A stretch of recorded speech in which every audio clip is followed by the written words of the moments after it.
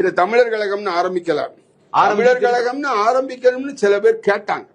கியாப்ப விஸ்வநாதன் கேட்டார், போயா திருச்சிக்கு போயா, அதெல்லாம் முடியாதியா அப்படின்ட்டு. சில பேர் சொன்னாங்க தமிழர் கழகம்னு வைக்கணும்னு. சில பேர் அவர்கிட்ட இருக்கிறவங்க சொன்னான், அட முட்டாப்பையில என்ன வளர்ற, தமிழர் கழகம்னு வச்சா நான் கன்னடம் பேசுறவன், அண்ணாதுரை தெலுங்கு பேசுறவன், அவன் கருணாநிதி தெலுங்கு பேசுறவன், ஓங்கோல இருந்து வந்திருக்கான், சிற்றரசு தெலுங்கு பேசுறவன், திடீர்னு ஒரு நாளைக்கு நம்மளதான் கட்சி விட்டு விலக்கிடுவான். அதனால அது கூடாது, நமக்குன்னு பைத்தியார வெள்ளக்காரன் கொண்டு வந்திருக்கிற திராவிடத்தை கையெடு.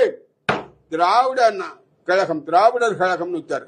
திராவிட கழகம்னு வைக்கல, திராவிடர் கழகம்னு வச்சாரு. அது ஏன் திராவிடர் கழகம்னு பெயர் வைக்கிறீங்க, திராவிட கழகம்னு வச்சா போறாதா அப்படின்னு ஒருத்தன் கேட்டான். திராவிட கழகம்னு வச்சா பாப்பான் தான் உள்ள வந்துருவான், அவன் வரக்கூடாது, அவன் வராம இருக்கணும்னா திராவிடர் கழகம்னு வைக்கிறான். அப்படி திராவிடர் கழகம்னு வச்சும் கூட ஒரு பாப்பா ஆம்பூர் பாப்பா உள்ள வந்துட்டான்.